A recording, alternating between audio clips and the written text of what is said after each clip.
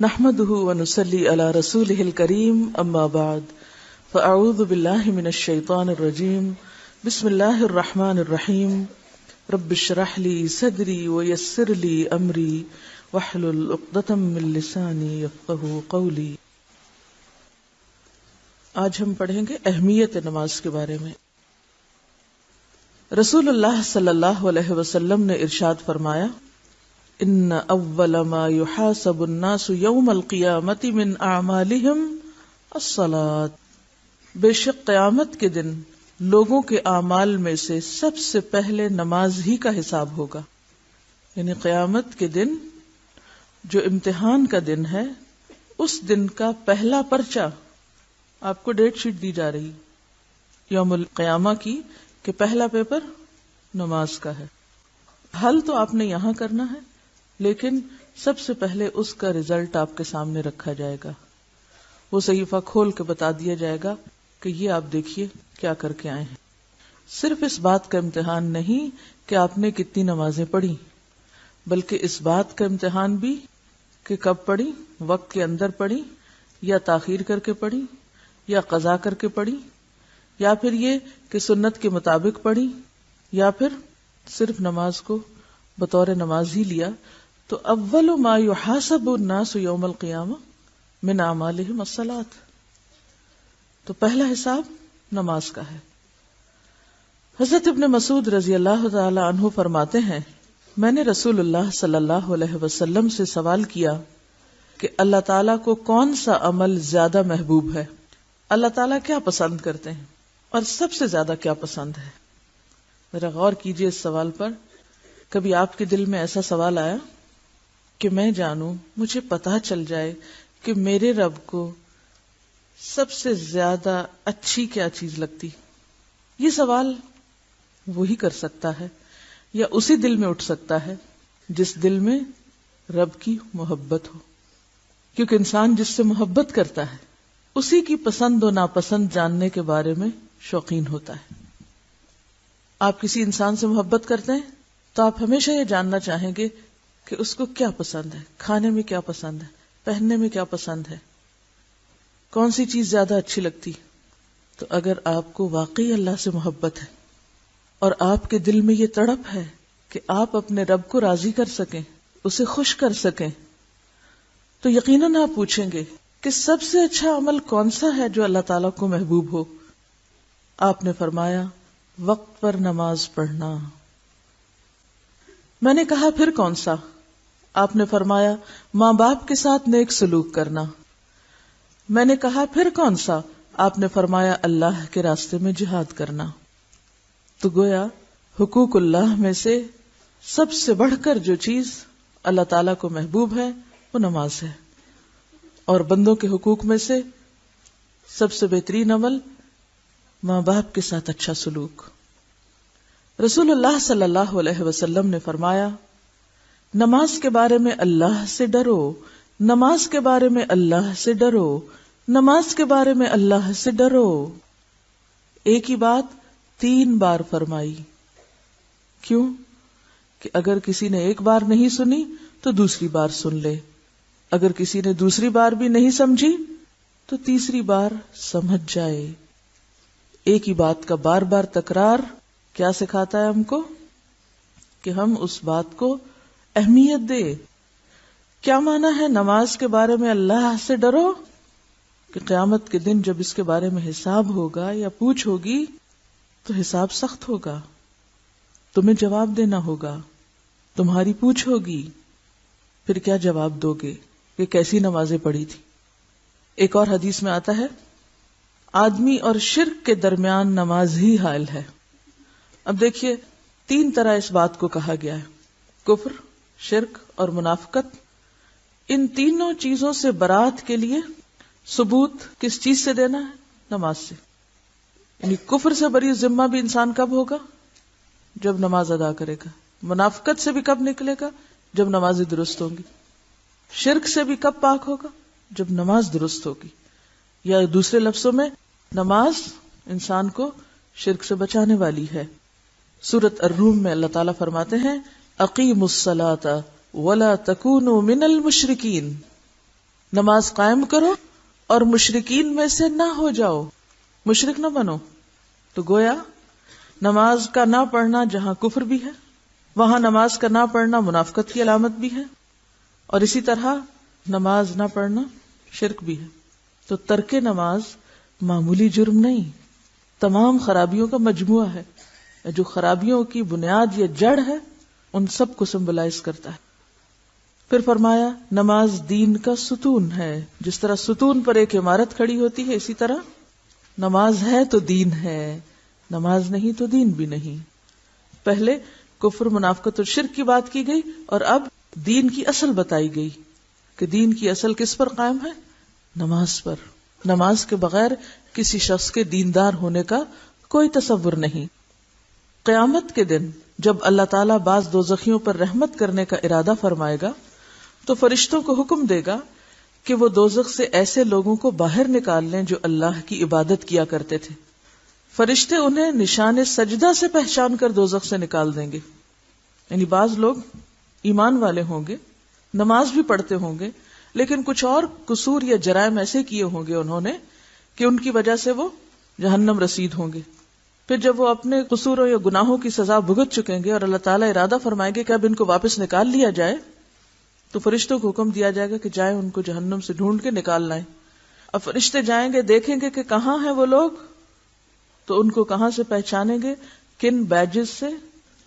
سجدے کے نشان کے بیج سے۔ یہ ہیں وہ لوگ، ان کو نکال لیا جائے، کیونکہ سجدے کی جگہوں پر اللہ تعالیٰ نے دوزخ کو حرام کر دیا ہے، وہاں آگ کا کچھ اثر نہ ہوگا۔ یعنی سجدے کے جو نشان ہیں یا سجدے کی جو جگہیں ہیں، مثلا ہاتھ ہیں، گھٹنے ہیں، 7 اعضاء پہ سجدہ ہوتا ہے نا، تو جن اعضاء پہ سجدہ ہوتا ہے، ماتھا، ناک، ہاتھ، گھٹنے، پاؤں، تو ان جگہوں پہ آگ نہیں لگے گی، یعنی وہ ایک طرح سے فائر پروف ہوں گے۔ فرمایا سب سے افضل عمل اول وقت پر نماز پڑھنا ہے۔ فرمایا جب آدمی نماز کے لیے کھڑا ہوتا ہے تو رحمت الہی اس کی طرف متوجہ ہو جاتی ہے۔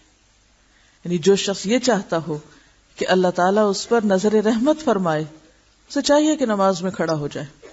جب بھی غم، دکھ، تکلیف اور پریشانی کی کثرت ہو تو نماز کے لیے کھڑے ہو جائیں، کیونکہ نبی صلی اللہ علیہ وسلم کا طریقہ یہی تھا۔ فرمایا میرے پاس جبریل آئے اور کہنے لگے، اے محمد صلی اللہ علیہ وسلم، خواہ کتنا ہی آپ زندہ رہیں، آخر ایک دن مرنا ہے، اور جس سے چاہیں کتنی ہی محبت کریں، آخر ایک دن جدا ہونا ہے، اور آپ جیسا بھی عمل کریں اس کا بدلہ ضرور ملنا ہے، اور اس میں کوئی تردد نہیں کہ مومن کی شرافت تہجد کی نماز میں ہے، اور مومن کی عزت لوگوں کے مال سے استغنا برتنے میں ہے۔ پہلے تو زندگی کے کچھ حقائق بتائے کہ یہ تو ہونا ہی ہے، موت بھی ضرور آنی ہے، عزیز ترین لوگوں سے بھی لازمن جدا ہونا ہے، دس از فیکٹ آف لائف، اور اعمال کا بدلہ بھی ضرور ملنا ہے۔ اسی کے لیے تو اللہ نے یوم الدین رکھا۔ تو پھر انسان کرے کیا کہ اپنے رب سے تعلق درست کرے، اور دوسری طرف لوگوں کے مال سے بے نیاز ہو جائے، لوگوں کو ملنے والی دنیا پر غمگین نہ ہو، نہ اس کی ہرس رکھے، نہ اس کی طرف نظر اٹھائے، اور نہ ہی کوئی دل میں لالچ ہو۔ رسول اللہ صلی اللہ علیہ وسلم فرماتے ہیں، میں نے خواب میں اپنے بابرکت اور بلند قدر پروردگار کو بہترین صورت میں دیکھا، بس اس نے کہا، اے محمد، میں نے کہا، اے میرے رب، میں حاضر ہوں۔ اللہ نے فرمایا، مقرب فرشتے کس بات میں بحث کر رہے ہیں، یعنی کس موضوع پر ڈسکشن جاری ہے؟ میں نے کہا، میں نہیں جانتا۔ اللہ تعالیٰ نے 3 بار پوچھا، میں نے ہر بار یہی جواب دیا۔ پھر میں نے اللہ تعالیٰ کو دیکھا کہ اس نے اپنا ہاتھ میرے کندھوں کے درمیان رکھا، یہاں تک کہ میں نے اللہ تعالیٰ کی انگلیوں کی ٹھنڈک اپنی چھاتی کے درمیان محسوس کی۔ پھر میرے لیے ہر چیز ظاہر ہو گئی اور میں نے سب کو پہچان لیا۔ پھر فرمایا، اے محمد، میں نے کہا، میرے رب، میں حاضر ہوں۔ اللہ نے فرمایا، مقرب فرشتے کس بات میں بحث کر رہے ہیں؟ میں نے کہا، کفارات یعنی گناہوں کا کفارہ بننے والی نیکیوں کے بارے میں۔ اللہ نے فرمایا، وہ کیا ہے؟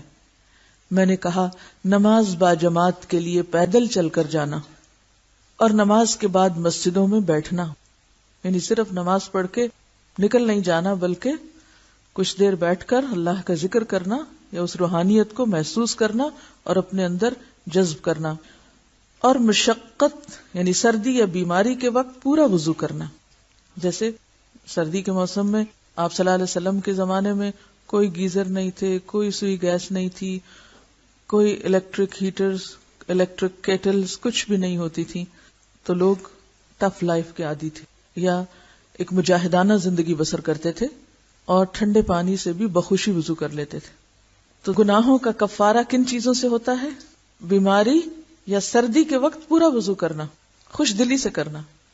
جب آپ ایسا وضو کر رہے ہوں تو اس وقت سیلف پٹی سے نکلیں، خود کو مظلوم نہ سمجھیں، آنکھوں میں آنسو نہ ہو، بلکہ کیا سوچ کے کریں کہ اس سے میرے گناہ جھڑ رہے ہیں. اللہ تعالیٰ نے فرمایا اور کس چیز میں بحث کر رہے ہیں؟ میں نے کہا درجات کی بلندی کے بارے میں کہ درجے کس سے بلند ہوتے ہیں. اللہ نے پوچھا وہ کن چیزوں میں ہے؟ میں نے کہا لوگوں کو کھانا کھلانے، نرم بات کرنے اور رات کو نماز پڑھنے میں. یعنی انسان اوپر کے درجوں پہ کیسے جاتا ہے؟ لوگوں کو کھانا کھلانے سے، نرمی سے بات کرنے سے. اور رات کی نماز سے مراد تہجد کی نماز ہے. اور رات کو نماز پڑھنے میں جب لوگ سو رہے ہوں. اب اگر آپ یہ 3 کام کر لیں تو 3 درجے اوپر چلے جائیں گے. اگر 3 نہیں کر سکتے تو 2 کر لیں، 2 نہیں کر سکتے تو کم از کم 1 تو کریں. مثلا آپ کے پاس مال نہیں، آپ خود بھی کھانے کے لیے دوسروں کے محتاج ہیں، آپ کہاں سے کھلائیں دوسرے کو؟ اگرچہ انسان اس میں سے بھی لقمہ 2 لقمے دوسرے کو دے سکتا ہے، لیکن اگر نہیں تو دوسری چیز پر تو کچھ خرچ نہیں آتا. اور وہ کیا ہے؟ نرم بات کرنا. ایک ہی بات انسان 2 طریقوں سے کر سکتا ہے، سختی سے روب جھاڑ کر، چیخ چلا کے، اور نرمی سے. فرق صرف آپ کے اپنے مزاج کا ہے، آپ کی سوچ کا ہے، آپ کے اندر کی تبدیلی کا ہے. آپ کا ڈیسیژن ہے کہ آپ ایک ہی بات کو کیسے کہنا چاہتے ہیں. ہاں، اگر آپ نرم بات کریں گے، آرام سے بات کریں گے تو آپ کے درجات بلند ہوتے چلے جائیں گے، لوگوں کے دلوں میں بھی بلند ہوں گے. ایسا نہیں کہ صرف آخرت میں، دنیا میں بھی انسان کا مرتبہ بڑھنے لگتا ہے، وہ معزز ہو جاتا ہے. اور اگر آپ مجبور ہیں اپنی عادت سے کہ 20-30 سال میں اب اتنی پکی ہو چکی ہے کہ بازی نہیں آ رہے کوشش کے باوجود، تو پھر راتوں کی نماز شروع کریں. کہیں تو آگے بڑھنے کی کوئی عملی کوشش ہونی ہی چاہیے. صرف آرزوؤں اور تمناؤں سے بات نہیں بنے گی کہ صرف ہم سوچتے ہی رہ جائیں اور کریں کچھ نہ. پھر اللہ تعالیٰ نے فرمایا اپنے لیے جو چاہو دعا کرو. رسول اللہ صلی اللہ علیہ وسلم نے فرمایا کہ پھر میں نے یہ دعا کی، اللہم انی اسألک فعل الخیرات وترک المنکرات وحب المساکین وان تغفر لی وترحمنی واذا اردت فتنة فی قوم فتوفنی غیر مفتون واسألک حبک وحب من یحبک وحب عمل یقرب الی حبک. اے اللہ، میں تجھ سے سوال کرتا ہوں نیکیوں کے کرنے کا اور برائیوں کے چھوڑنے کا اور مسکینوں کے ساتھ محبت کرنے کا، اور یہ کہ تو مجھے بخش دے اور مجھ پر رحم کر، اور اگر تیرا کسی قوم کو آزمائش میں ڈالنے کا ارادہ ہو تو مجھے آزمائش سے بچا کر موت دے دینا. اور میں تجھ سے تیری اور ہر اس شخص کی محبت مانگتا ہوں جو تجھ سے محبت کرتا ہے، اور میں تجھ سے وہ عمل کرنے کی توفیق مانگتا ہوں جو مجھے تیری محبت کے قریب کر دے. نبی اکرم صلی اللہ علیہ وسلم نے فرمایا میرا یہ خواب حق ہے، بس اس کو یاد رکھو اور دوسرے لوگوں کو بھی یہ خواب سناؤ. میں نہیں کہہ رہی آپ کو، یہ آپ کے رسول آپ کو کہہ رہے ہیں کہ میرا یہ خواب سچ ہے، کیونکہ انبیاء کے خواب سچ ہوتے ہیں، وہ بھی وحی کی ایک قسم ہوتی ہے. خود بھی یاد رکھو اور دوسروں کو بھی سناؤ. آج اتفاق کی بات ہے کہ صبح میں یہی دعا مانگ کر آ رہی ہوں. میں روزانہ اس طرح دعائیں مانگتی ہوں کہ جیسے مسنون دعاؤں کی کتاب ہے تو وہ شروع سے شروع کر لیتی ہوں، اور قرآن پاک کی تلاوت کے بعد چونکہ دعا قبول ہوتی ہے تو میں پھر کچھ دعائیں جتنی میں خشوع سے یا شوق سے مانگ سکوں اتنی اس کتاب میں سے پڑھ لیتی ہوں. کیونکہ سب کچھ حافظے میں نہیں رہتا. اور پھر اگر ترتیب سے نہ مانگو تو ہم بعض اوقات صرف آدھی ایک ہی بات زبان سے ہلا کے اٹھ جاتے ہیں. وہ کیا ہوتا ہے کہ ہمیں عادت ہے اچھا ربی اعنی علی ذکرک و شکرک حسن عبادتک کہ وہ پتہ ہی نہیں منہ سے کیا نکال گئے, ختم ہو گئی, رٹا ہوا ہے جملہ دہرا دیا. تو اس طرح کیا ہوتا ہے ہر روز نئی دعائیں سامنے آ جاتی ہیں اور آپ کا شوق بھی برقرار رہتا ہے. اچھا, آپ صلی اللہ علیہ وسلم نے مساکین کی محبت کیوں مانگی؟ مساکین کی محبت مانگی ہے آپ نے کہ یا اللہ میں تجھ سے سوال کرتا ہوں حب المساکین. کیوں؟ تکبر ختم ہوتا ہے. اور مسکین کا لفظ سین کاف نون سے ہے, سکنا ٹھہرا ہوا, یعنی مالی کمی کی وجہ سے یا پھر اس کے ساتھ مزید تعلیم کی کمی کی وجہ سے, محبت کی کمی کی وجہ سے, معاشرے کی لاپرواہی کی وجہ سے کسی کام کے قابل نہیں ہے, ٹھہرا ہوا ہے, اس کے اندر کوئی کانفیڈنس نہیں, وہ آگے نہیں بڑھ سکتا, زندگی کی دوڑ دھوپ میں حصہ نہیں لے سکتا. بیسیکلی زندگی کی خوشیوں اور زندگی کی جو ایک عملی روا روی ہوتی ہے اس میں وہ حصہ لینے پر قادر نہیں, شرمایا, جھجکا ہوا, پیچھے پڑا ہوا, اس کی ضروریات اس کو دم نہیں لینے دیتی. اور جو محروم طبقات ہوتے ہیں عام طور پر کوئی ان کی طرف توجہ نہیں کرتا اور ان کو انسان ہی نہیں سمجھتا, لیکن اللہ کے رسول صلی اللہ علیہ وسلم ان کی محبت مانگ رہے ہیں, کیونکہ اگر ان سے محبت ہوگی تو ہی ہم دنیا میں ان کے ساتھ خیر و بھلائی کر سکتے ہیں, ہمارے اندر کا تکبر اور فخر اور غرور بھی ٹوٹے گا. اور اس کے ساتھ ساتھ یہ بات بھی یاد رکھیے کہ قیامت کے دن انسان اسی کے ساتھ اٹھایا جائے گا جس سے وہ محبت کرتا ہوگا. اور ایک اور حدیث سے پتہ چلتا ہے کہ مساکین جنت میں 500 سال پہلے داخل ہوں گے. تو پھر مساکین کی محبت مانگنا کوئی معمولی کام نہیں. کبھی آپ نے مانگی؟ سچ بولنا ہے, کوئی ضرورت نہیں مجھے خوش کرنے کی, نہ اس کا کوئی فائدہ ہے مجھے خوش کرنے کا, اور نہ میں چاہتی ہوں کہ آپ مجھے خوش کریں. اگر ہم مانگتے بھی ہیں تو بس بے شعوری طور پر وہ جو قرآنی اور مسنون دعاؤں میں ایک دعا آتی ہے, اللہم احینی مسکینا و امتنی مسکینا واحشرنی فی زمرۃ المساکین. لیکن اس سے زیادہ ہم کبھی شعور سے مساکین کی محبت نہیں مانگتے, اور جب مانگتے نہیں کرتے بھی نہیں. مساکین سے ہم محبت بھی پھر نہیں کرتے. کوئی شخص جو ہمیں رتبے میں اپنے سے کم نظر آتا ہو اس کی طرف ہم کس شوق کے ساتھ بڑھتے ہیں, اس پر کیسی نظر ڈالتے ہیں, اس کے لیے ہمارے دل میں کیا جذبات ہوتے ہیں, اپنا جائزہ لیجئے.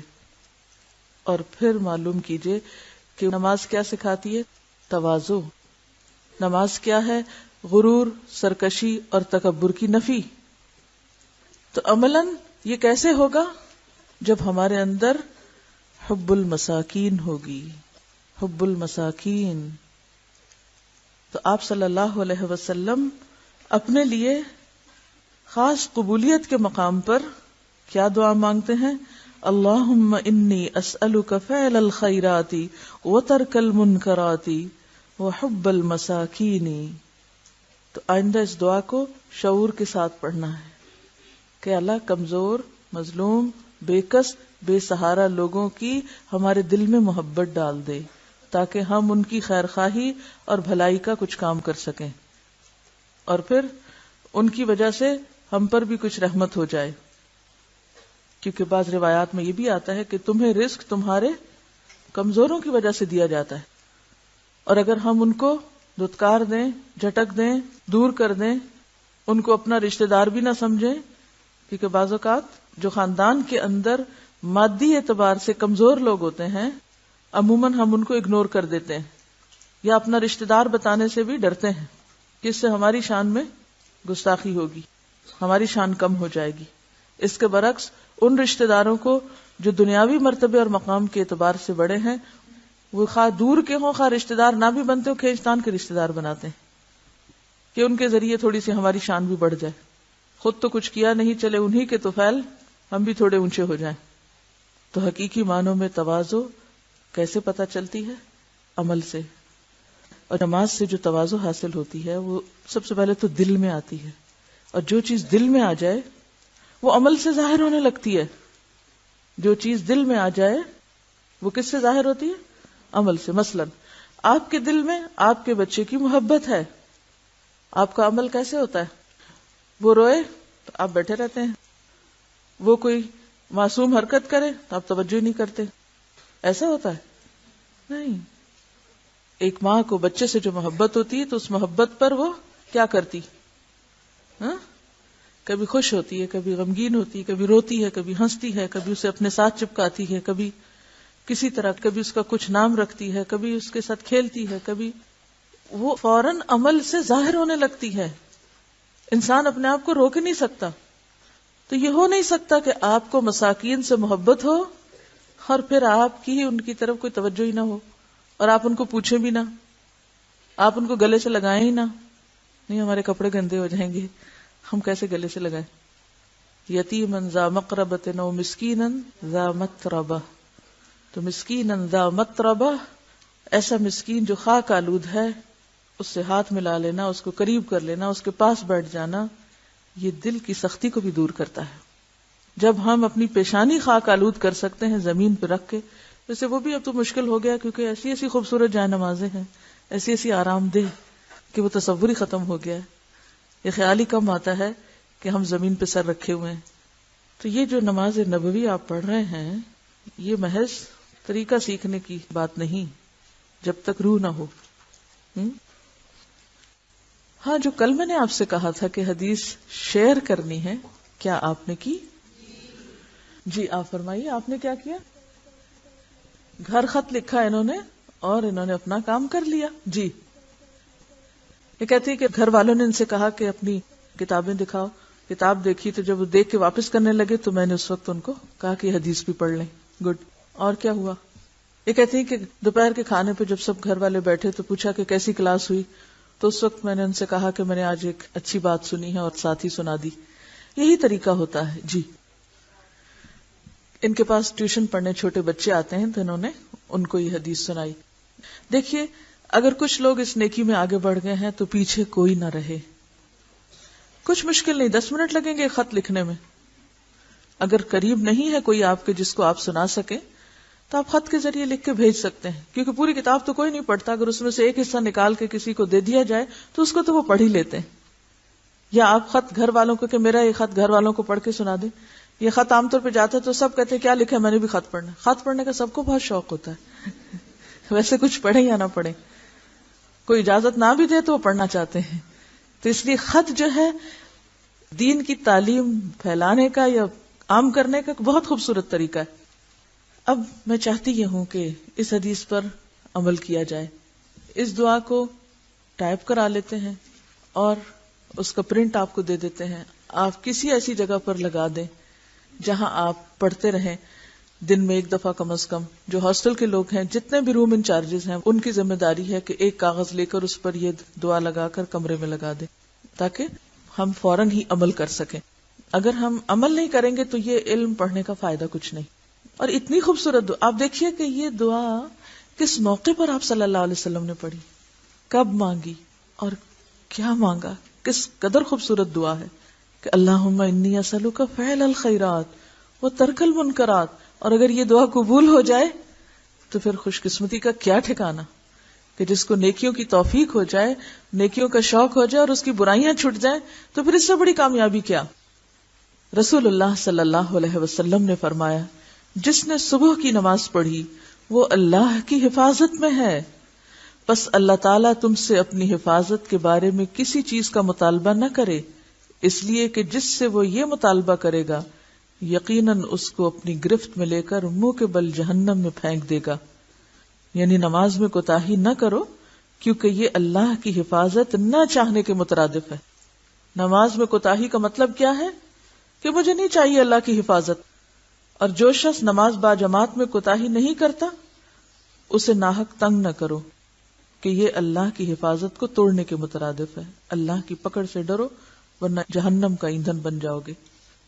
حضرت ابن عباس سے روایت ہے کہ رسول اللہ صلی اللہ علیہ وسلم نے فرمایا، امنی جبریل علیہ السلام عند البیت مرتین فصلى بي الظهر حين زالت الشمس وكان قدر الشراك وصلى بي العصر حين كان ظله مثله وصلى بي يعني المغرب حين أفطر الصائم وصلى بي العشاء حين غاب الشفق وصلى بي الفجر حين حرم الطعام والشراب على الصائم فلما كان الغد صلى بي الظهر حين كان ظله مثله وصلى بي العصر حين كان ظله مثليه وصلى بي المغرب حين أفطر الصائم وصلى بي العشاء إلى ثلث الليل وصلى بي الفجر فأسفر. عربی میں نے پڑھ کے سنائی ہے، اگر ہوم ورک کے طور پہ آپ اس کو لے لیں اور اسی طرح پڑھنے کی کوشش کریں تو اس سے آپ کی قابلیت میں اضافہ ہوگا، کیونکہ جو الفاظ نبی صلی اللہ علیہ وسلم کے ہیں وہ کسی اور کے ہو ہی نہیں سکتے، اور پھر جو لطف ہے ان الفاظ کے اندر اور جو شیرینی ہے اور جو برکت ہے وہ اردو ترجمے سے نہیں ملے گی آپ کو. خانہ کعبہ کے پاس جبریل علیہ السلام نے میری امامت کی، یعنی آپ صلی اللہ علیہ وسلم کو نماز پڑھائی. بس مجھے ظہر کی نماز پڑھائی اور مجھے عصر کی نماز پڑھائی اور مجھے مغرب کی نماز پڑھائی اور مجھے عشاء کی نماز پڑھائی اور مجھے فجر کی نماز پڑھائی. یہ اس حدیث کا مختصر مفہوم انہوں نے بیان کیا ہے. اب اس حدیث سے یہ پتہ چلتا ہے کہ نماز کا طریقہ عملی طور پر آپ کو اللہ تعالیٰ نے جبریل علیہ السلام کے ذریعے سکھایا اور انہوں نے پریکٹیکل ڈیمونسٹریشن کے ذریعے آپ کو نماز سکھائی. اور پھر اس کے ساتھ اس حدیث میں اوقات کا بھی ذکر ہے. اس زمانے میں چونکہ اوقات معلوم کرنے کے لیے مختلف طریقے نکل آئے ہیں تو ان سے فائدہ اٹھا کر ہم اپنی نمازوں کے اوقات معلوم کر سکتے ہیں. چونکہ لائف سٹائل بدل گیا نا، طریقہ زندگی بدل گیا، ہم سورج کو اس طرح سامنے دیکھتے نہیں، لہٰذا ہمیں سورج کا ڈھلنا، اس کا 1 مثل 2 مثل کا پتہ ہی نہیں چلتا. تو بہتر ہے کہ گھڑیوں اور کیلنڈر کی مدد سے یا چارٹ کی مدد سے اپنے اوقات کا تعین کر لیا جائے، اور اگر آسان ہو تو بہت ہی اچھا ہے کہ انسان کو یاد دہانی ہو جاتی. امامت جبریل کی اس حدیث سے معلوم ہوا کہ نماز کا درجہ اتنا بلند، اس کی اہمیت اللہ کے نزدیک اتنی اعلیٰ و عرفہ، اور اسے مخصوص ہیئت، مقررہ قاعدوں، متعینہ ضابطوں اور نہایت خشوع و خضوع سے ادا کرنا اس قدر ضروری ہے کہ اللہ تعالیٰ نے تعلیم امت کے لیے جبریل کو ہادی عالم کے پاس بھیجا.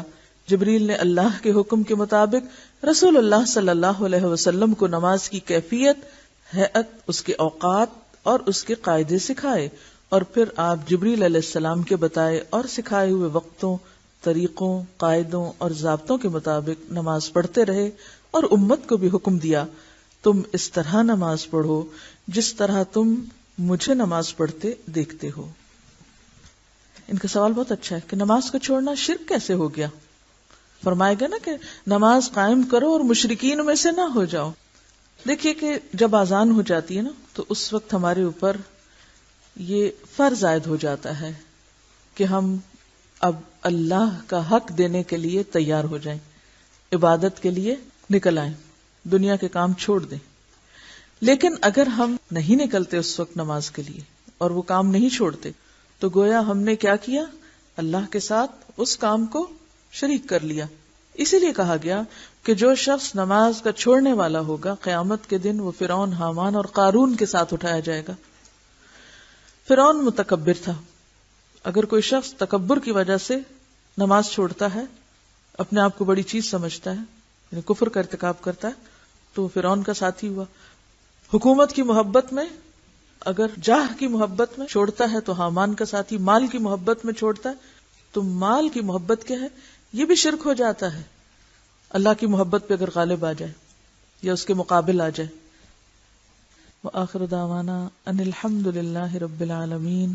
سبحانک اللہم وبحمدک نشہد ان لا الہ الا انت نستغفرک ونتوب الیک.